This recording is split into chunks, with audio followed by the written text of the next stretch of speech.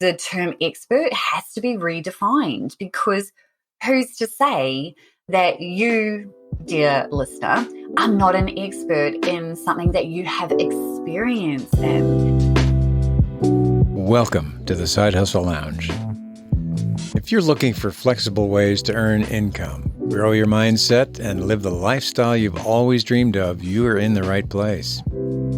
So lower the lights, grab your favorite beverage, and join your host, founder of NotaryCoach.com and Amazon best-selling author of Sign and Thrive, How to Make Six Figures as a Mobile Notary and Loan Signing Agent, Bill Soroka.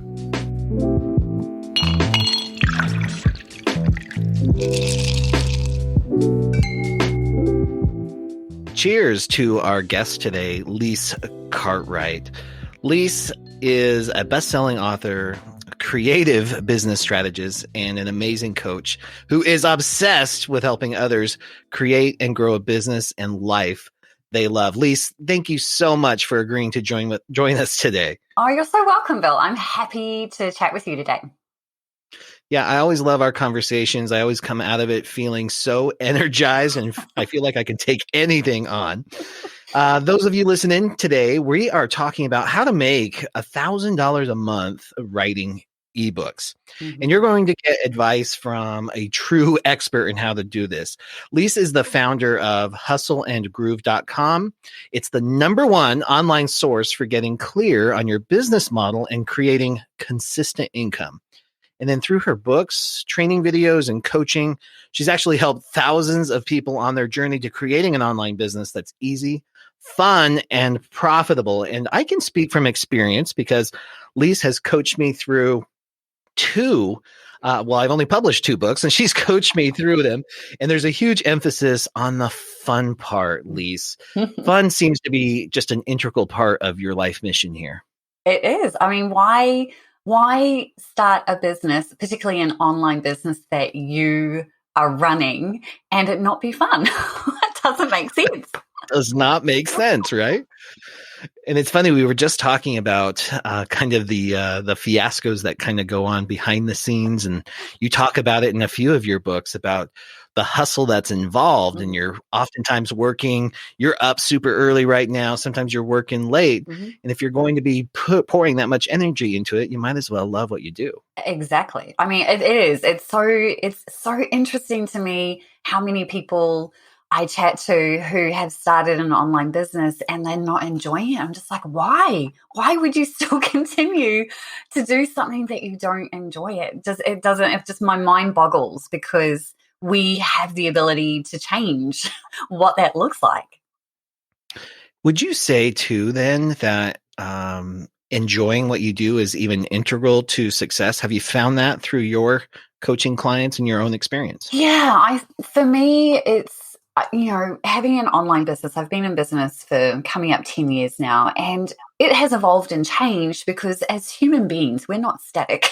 We don't just stick, it's not just one thing. And particularly the more that I've dived into understanding who I am and how I operate, and the things that really excite me, the way that I show up in my business and the way that I serve others is always aligned if I'm doing something that's easy and fun, right? Like if I'm doing things that are just easy and fun for me, it comes across in everything I do. So it's very much about doing the things that light you up and understanding that you can do that. You can do the things that you love and make money at the same time. It's not a one or other thing. I love that. So I think so many people get caught up. They think, oh, if I have to make money or if I have to run a business, it's going to have some hardship or it's going to be a burden or that's just the way life is. But it doesn't have to be that way. Definitely it can not. be fun and make you money. Exactly. Right. Well, tell me what led to you even starting an online business, and then let's start there and then we'll move into the writing component. Yeah, sure. So 2011, let's cast our minds back to what that looked like. So 2011, I was working full-time And I just remember, on this side of the world, we have our kind of summer holidays are over the Christmas, New Year break because it's summer. And I remember coming back to work after having, 3 solid weeks off and just feeling pretty ill about going back to work. And to the point where I, TMI guys, if you're listening, to the point where I was actually physically sick, getting up and going to work in the morning. And I was like, okay, this is probably not how I want to continue my life. And so it really just set me on a journey of, okay, well, what's possible? I knew that I didn't want to just find another job and in 3 years' time be faced with exactly the same kind of scenario, because I'd already rinsed and repeated this type of scenario about 3 times in the last decade. So 2011 was the year that I really went, okay, now is the time to make a different decision and not continue to keep repeating the same thing and expecting a different outcome. And so I really just explored lots of different options. I spent a lot of time researching and looking online and landed on freelancing. So freelancing is basically you're still trading time for dollars, but you are now in full control of your time. And for me, that was the first step. Was I wanted to be able to go to the gym when I wanted to. I wanted to be able to take a 2-hour lunch and not have to be back at an office just because my boss told me that that's what I had to do. I wanted to start work early, finish work early. I just wanted full control of my time. And freelance writing was the thing that I felt was what I could do. And so in August 2011 is when I started doing that as a side hustle. So I still was working full time and I was freelance writing on the side. But by June 2012, I quit my job. And I have not looked back. That was the last time that I worked full-time as an employee. And it has been a wild ride since then. I can only imagine. But do you see there's any way of going back? Any regrets? Oh, no regrets. Certainly in terms of the last 10 years, you make mistakes, but that's how you learn. So I certainly wouldn't change any of that. I might have done a few things a lot differently, but then again, who I am and kind of my personality and the way that I work, I don't know that I could have done it any differently, because I thrive under pressure and I need a kind of pressure cooker situation for me to kind of make leaps and bounds forward. I'm not someone, even though I am super organized and super planned, I can plan things out, but unless I have a really hard and fast deadline, I will just pretty much leave things to the last minute, which is super interesting when you hear about how many books I've written and what that looks like. We can unpack that in a second. Yeah, well, I can't wait. In fact, I think that's a perfect segue there.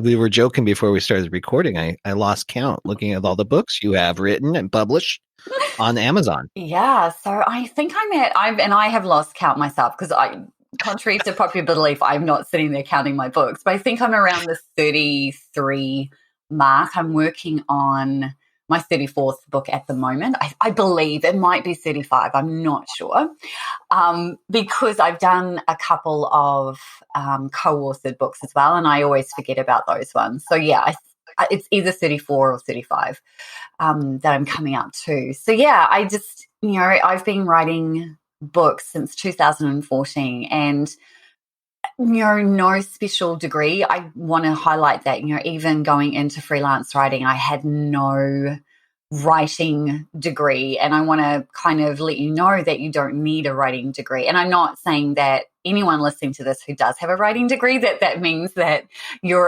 I'm better than you are. It's nothing to do with that. I believe when it comes to nonfiction in particular, because that's what I write, that if you are truly here to help somebody and you have the ability to share your knowledge, whether you have a writing degree or not doesn't change that. It's more about learning how to communicate that information in a way that makes sense to the person reading it. So I just wanted to kind of let you know that I definitely have no special degree from that perspective. And really for me, I have always been a writer. I've always had a diary. I've always been able to communicate better when I write. And my husband and I joke about I joke about it. My husband probably doesn't think it's funny, but I think it's funny because I would love to be able to just pause in an argument and just go, hang on a minute, can I just write this down? Because I have way better comebacks if I write them down. Right. Then he's so quick on his feet. I'm not. I'm like, I just need a moment to write this down. I'll have an amazing comeback for what you just said. But it doesn't. This is so relatable, Lise. I used to say, can I just write you a letter? Let's take a break. And I'd like to write you a letter about how I really feel about this. That did not go over well. No, it doesn't. It never goes over well. So it's interesting when I think back, I never ever thought about writing as a career in any way, shape or form, because you know what, when we're in high school and then we go into university or college, whatever you want to call it, that's seen more as an art type of thing. It's not seen as something that you would actually make money. And then when you're looking at it from a nonfiction perspective, it's even less of a I'm not sure how you would word it, but fiction is where most when I tell people that that I'm an author, they're like, oh, what have you written? And then I walk through what I've written. They're just like, it wasn't Harry Potter. They don't care. No, they're just like, you're not a novel writer. I'm like, no, not at all. I would love to write fiction, but my brain is not wired that way.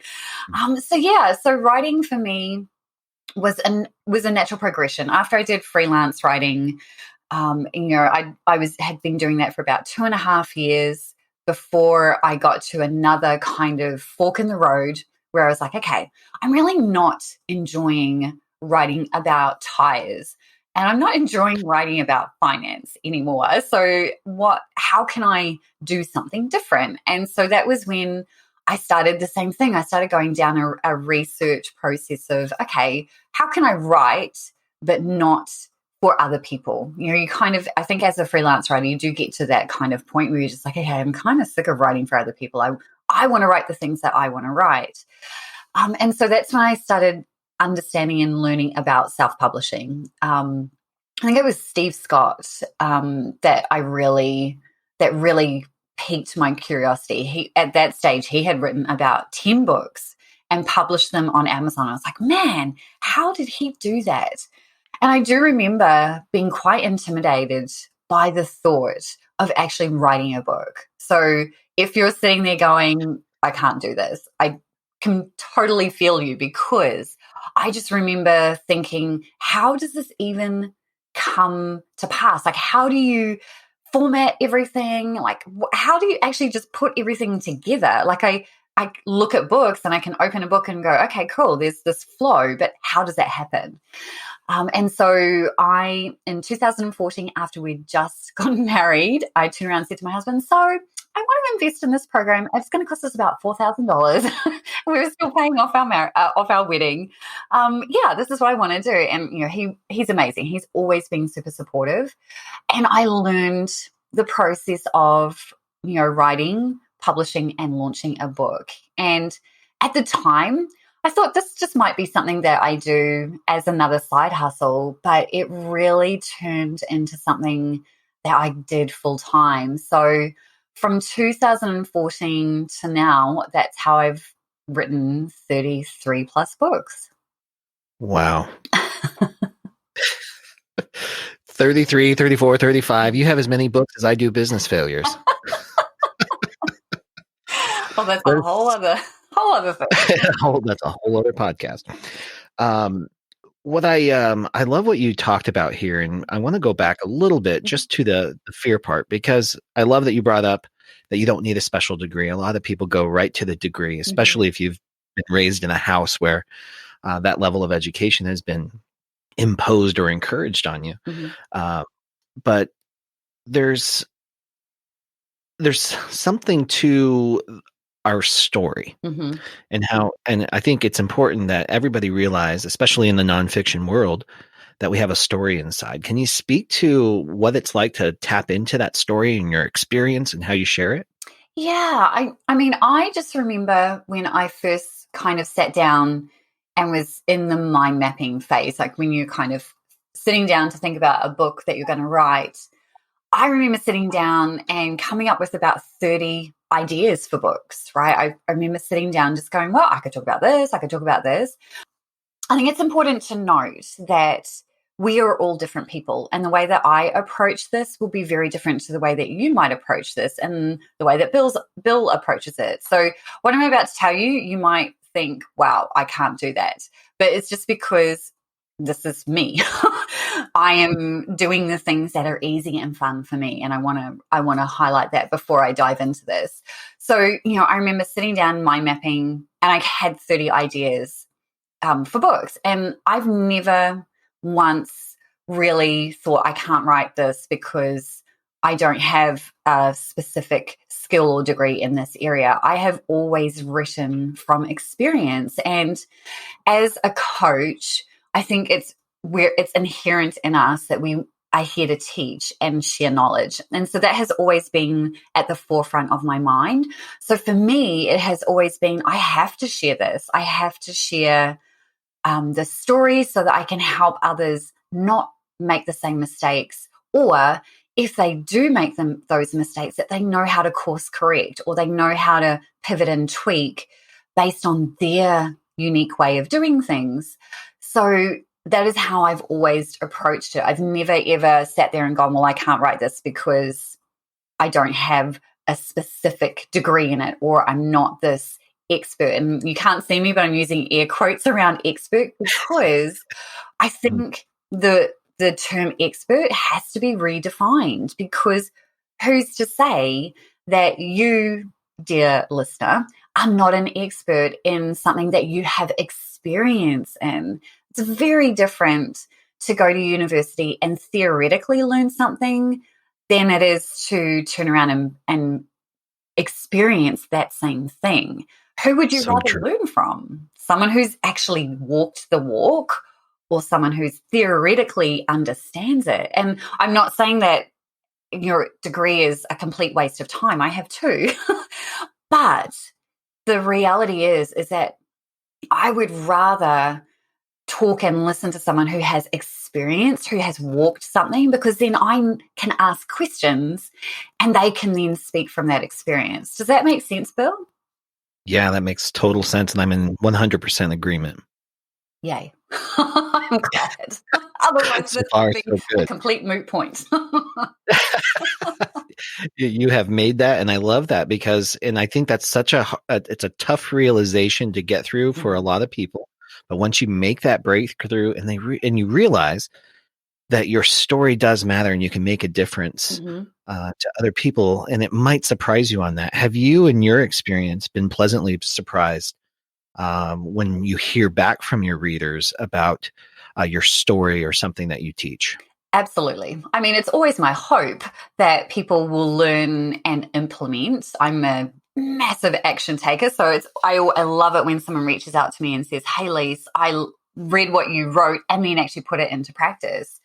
But it still surprises me, right? I am in Australia, and I'm a New Zealander. So New Zealand is this tiny little country on the other side of the world.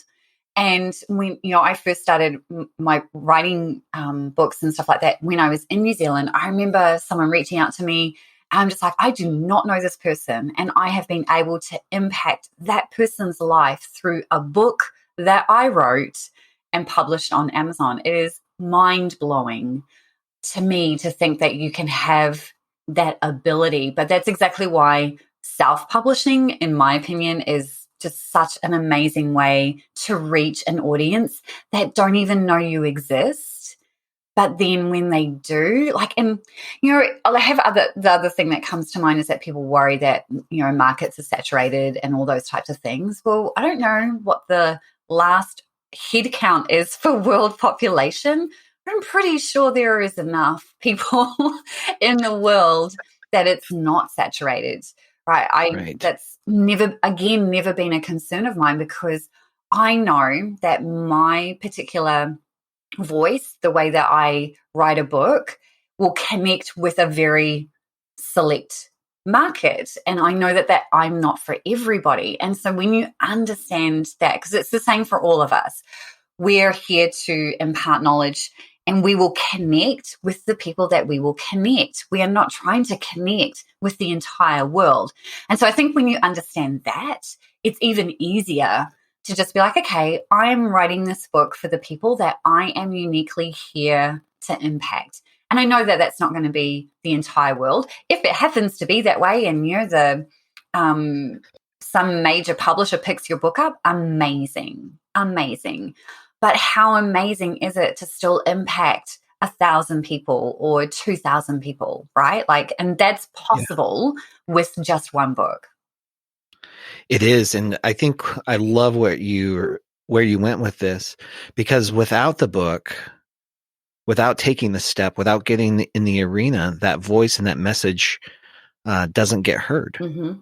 Would you say too, Lise, that if somebody has that story inside and they do, or just a vision and a mission Mm-hmm. to help other people, would you say that writing a book is almost imperative?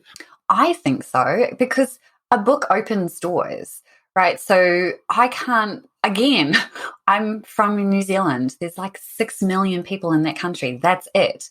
So it's, when, in terms of marketing yourself and being able to impact others, the platform that self-publishing gives you and that having a book gives you opens doors. And, after about my third book, I started getting invited to speak at summits. I started getting invited to do podcast interviews. I started getting invited to do guest blog posts, all of those types of things. And that would never have happened had I not had a book, or 2 or 3 at that stage. It's right. It really, people, if you think about it from, particularly, let's talk about you, Bill, from a podcast perspective, you need people to talk to. And most people start by jumping on Amazon and looking at authors. So to interview, because if someone's written a book, they've got something to say.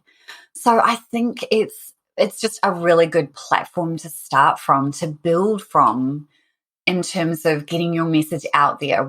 And a book is like one of the easiest ways to do it, rather than trying to start your speaking career, for example. It's easier to have the book and then, use that to platform into speaking and everything else that you might want to do.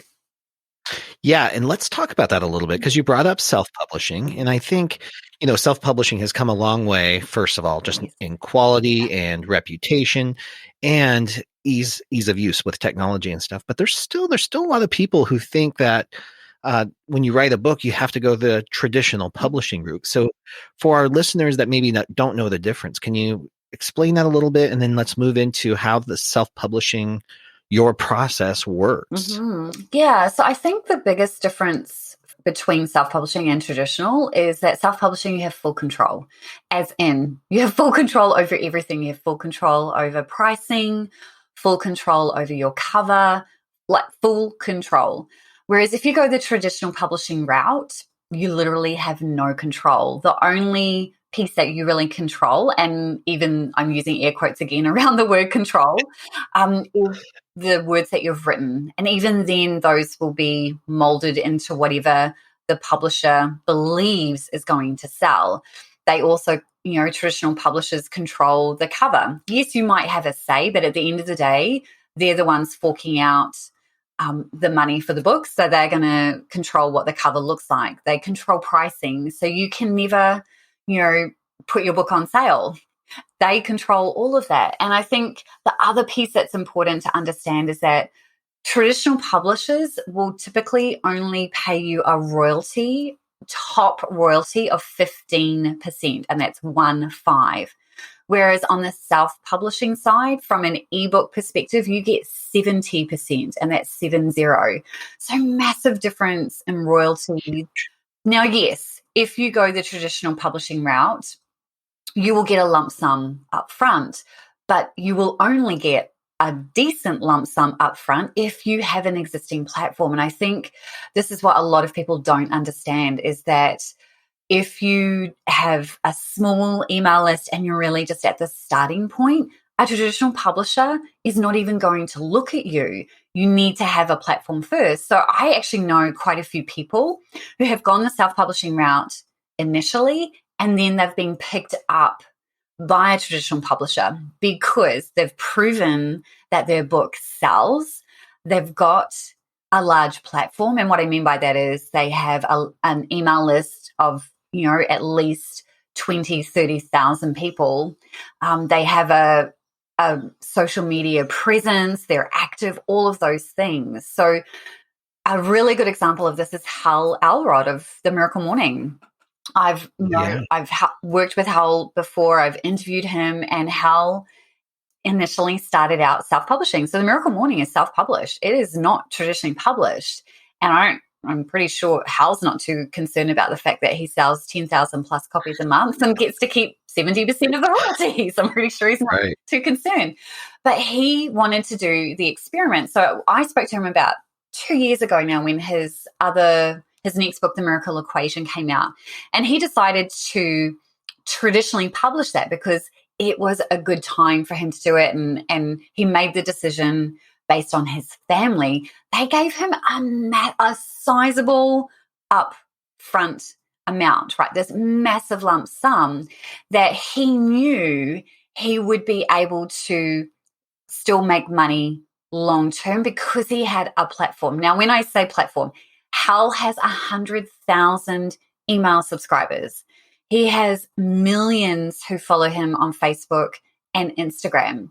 And The Miracle Morning is 10, 11 years old now. So I think it's good to kind of set that stage that traditional publishing might be something that you work towards, not recommended to do upfront. And Hal, he made that decision. But he, at the same time, when they were talking to him, they wanted to take on The Miracle Morning. He said, no, I make way too much money to hand that over to a traditional publisher. So I think you just have to look at it from a context perspective. Do I have the ability to market my book? Because that's the other thing is, even though the traditional publisher is going to give you a lump sum upfront, you, dear author, potential author, are still responsible for marketing the book. This is what they don't tell you. So if you don't have a platform, it's going to be extremely difficult for you to make back that money, because that advance, that lump sum that they give to you, you don't start receiving a royalty until you have sold that many books to pay that money back.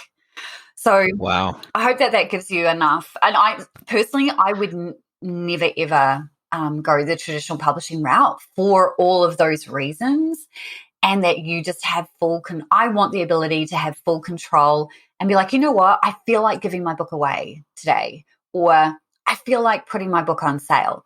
Never, ever can you do that with a traditional publisher. I love that difference, and thank you for tying Hal Elrod's book in there too. That Miracle Morning changed my life completely. I know, it's amazing. What you're saying completely jives. Actually, I was just on Clubhouse the other day. I was over. I was listening in on a conversation that said, these traditional publishers, they are really good at some things and not so good at others, and they are really good at book distribution, booking you on, news programs and things like that. But where they fall short in a lot of cases is the marketing component and actually selling the books. Yep. And it falls on the author. And now that I've had the experience as self-publishing, I just don't see how I could ever go back either. Yep. The royalties are incredible. And like you said, sometimes you just want to cut the prices on the book and have that creative control of the book. So this publishing is, now that self-publishing is here, that's not a hindrance. The barriers are down. They've been lowered for you. And Lise, can you talk a little bit about, if somebody was going into let's just talk about what's the next process. How do people make $1,000 a month writing ebooks now? What's it look like? Yeah. So I think it depends on what your goal is with a book, right? So my approach, again, always different, is for me, I'm always looking to, from a side hustle perspective, I'm very much about having multiple streams of income. So I never want to have my eggs all in one basket. So I took that same approach when I started self-publishing. I was like, okay, how can I make money from writing books? Like, what does that really look like? And I really followed Steve Scott's model where he was consistently publishing. And so for me, I was like, okay, what would it look like if I, publish a book a month? What would that look like? Well, that looks like about 4 to 5K a month if you're consistently publishing. But that's the word there, consistently publishing is key. Now, it does depend.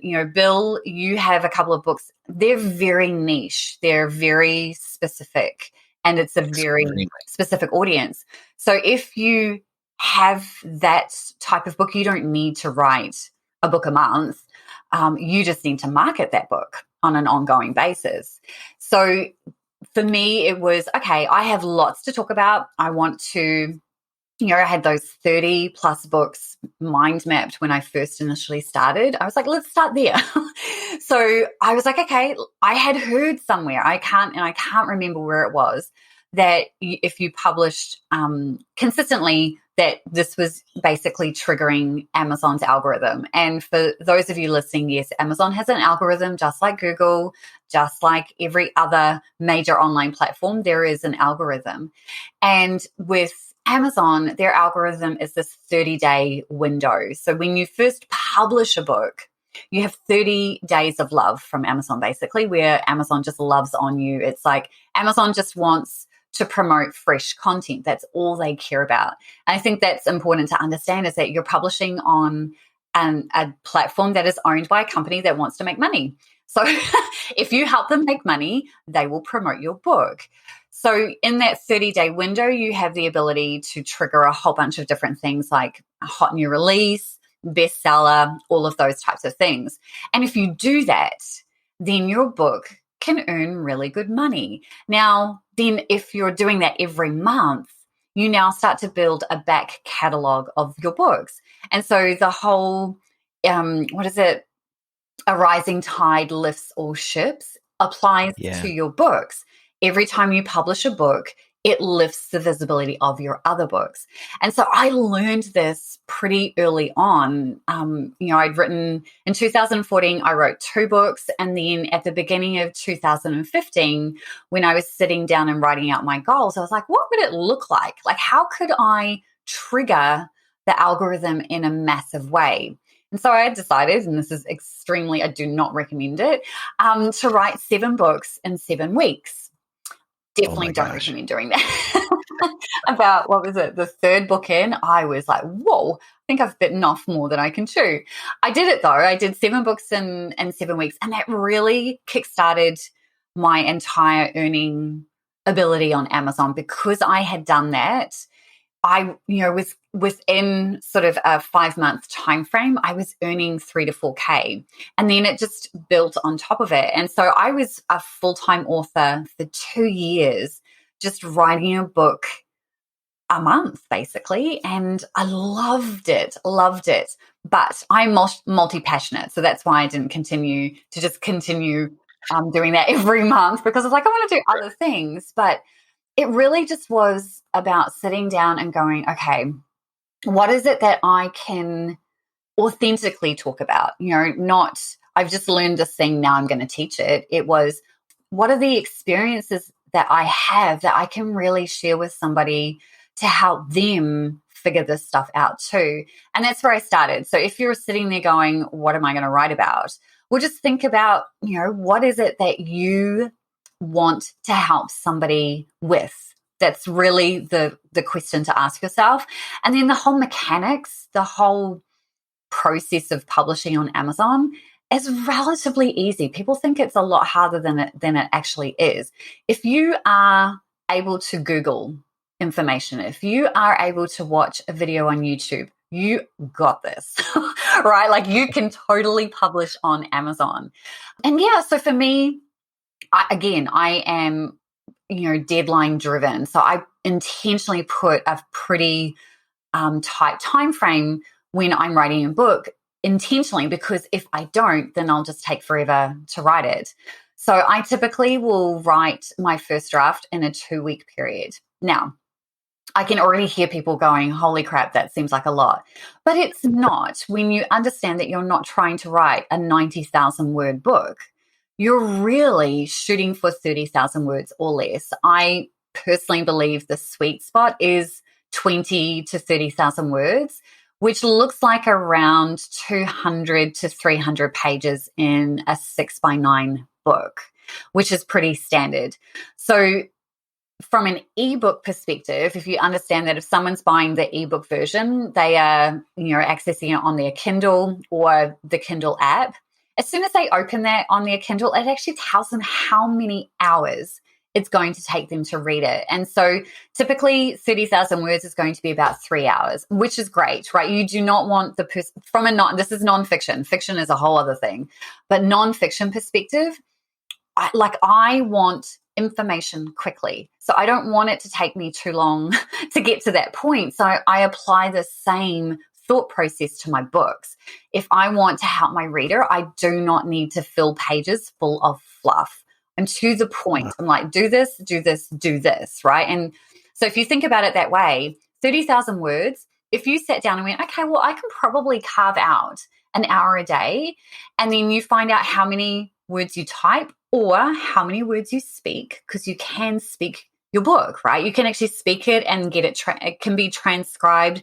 I use Otter to do that, where you literally are speaking into an app and it's typing away as you speak. Book written, right? It doesn't take very long. So, 2 weeks at an average of 1,500 words an hour, if you're writing it, doesn't take long to get that first draft. So, if you sit down and go, actually, 6 weeks, 6 to 8 weeks, you could very, very achievably have a book ready to publish in that time frame. That is incredible, and it sounds so much easier than my first book. Where were you, Lise, in the 3 years it took me to sit down and write that thing? We get in our heads, right? Yeah, oh my gosh, don't even get me started on that. That's a different world, but absolutely. And I love that what you talked about. First of all, I just want to clarify. Did you say Otter, Otter? I did. For the yes, as in the animal, but there is an app, and it's otter.ai. Thank you. It has changed the way that I'm a writer first, but I have found that I use Otter for everything now. So if I'm out on a walk and an idea pops into my head, I immediately speak it straight into Otter, and it types it out for you. It does, well, for me, it took a little bit of training it to understand my accent, but for any of you that are in North America, you'll be fine. It understands your accent perfectly, but it keeps the recording and it types it out immediately for you. And we speak so much faster than we write. So if you're sitting there going, I'm not a writer, I hate writing, great, you get to speak your book. No excuses. That is so powerful, and I think I'm going to use that for the next one. Oh, it's so good. I love how you also said, "Don't fill this thing with fluff." Yes. On the other side of that, what's your opinion or advice on delivering the value, like just giving the goods? Do you recommend holding back to sell something later if they're building a course or a product, or just give it all to them in the book? Give it all to them in a book. That's my approach, because the reality is, this is human nature. We will read a book, and I've done this.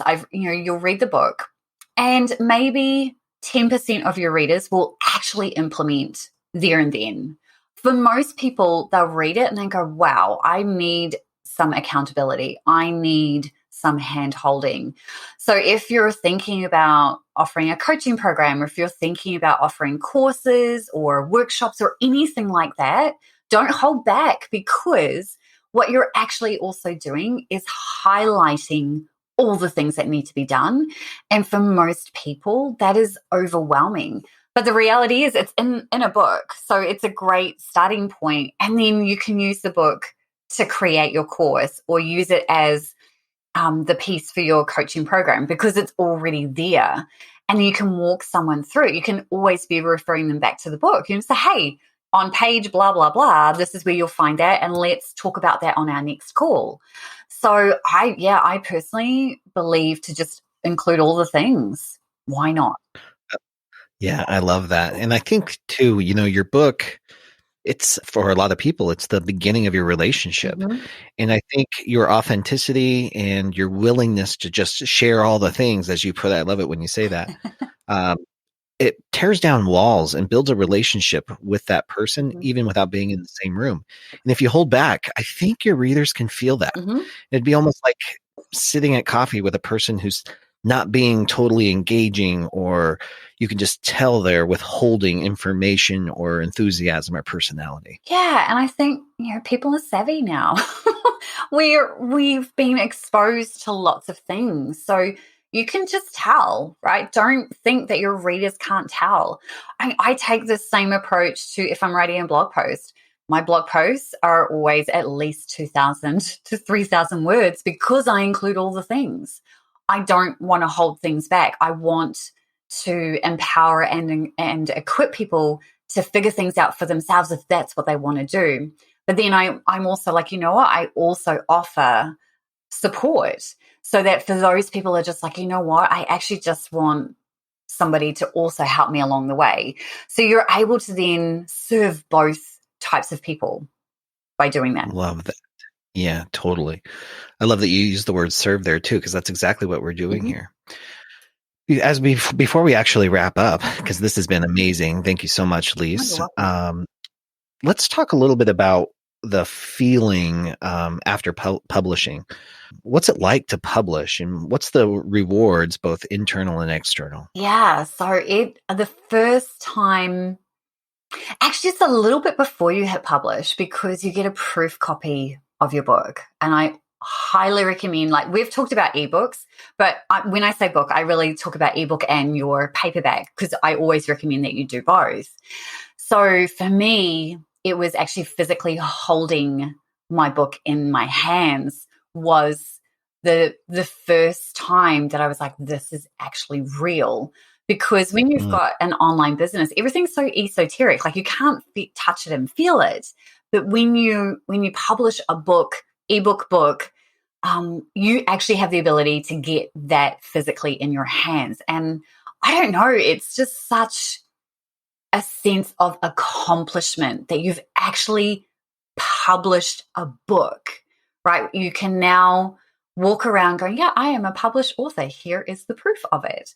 So there's that. But then when you actually hit publish inside your KDP account and it goes out into the world, you kind of get to the top of this mountain and you're just like, holy moly, like there's all this potential and possibility in front of you, right? It's like, it's very euphoric.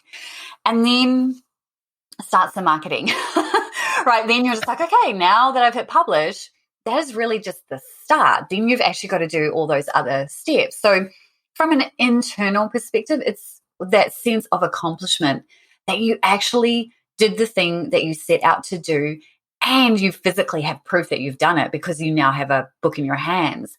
And then, the rewards are if you do it, if you launch right and you've really done your research around the right keywords and you understand where your audience is, all the things that go into marketing a book are the same as they go into marketing a business, right? Things are very similar. Then you will start to get money from Amazon, right? Like they pay out every month. Now, for most new authors, the kicker is that you won't get that for almost 3 months, that first payment. I love how Amazon don't really tell you. It's in very small font. I noticed that. That you just, where's that? I see that money sitting in my KDP account. When's that coming to me? Oh, yeah, we don't pay you until almost 90 days later. That was a surprise. It's hilarious. But it's not just that, though. It's also recognition. People start to recognize you. You start to get emails from random strangers who have picked up your book and they have a question. And that is an opportunity to now connect with people on, just that you would never, ever have had the opportunity to do. And so, yes, there's the financial reward, but I feel that if you are here and listening to Bill's podcast, you're here because you want to make an impact. and you make an impact by connecting with people. And to me, that has always been at the forefront of why I write a book. I'm always, when I'm sitting down to start writing, I'm writing to one person. Like I have a very clear picture of that person, and that's how I write. And that is why people reach out, because they feel they can reach out. I want people to feel like they can approach me because I'm approachable. I genuinely want to help. I love that, Lise. And that is why I invited you to be on this show. I love your enthusiasm, your energy, and we're scratching the surface of a huge industry and opportunity here. But what a great way to bring it to a close, that we can make an impact and make an income Yes. through writing these ebooks. If you are interested in learning more, Lise has generously offered her free ebook, The Side Hustle Blueprint, How to Make $1,000 per Month Writing Ebooks. You can get that at hustleandgroove.com/SHL gift. Yes. And there's also a link inside the VIP room at the Side Hustle Lounge, so you can check that out. Lise, thank you so much for being here today. Oh, you're so welcome, Bill. Thank you so much for having me. Totally loved having a chat with you. Likewise, and I can't wait for our next one.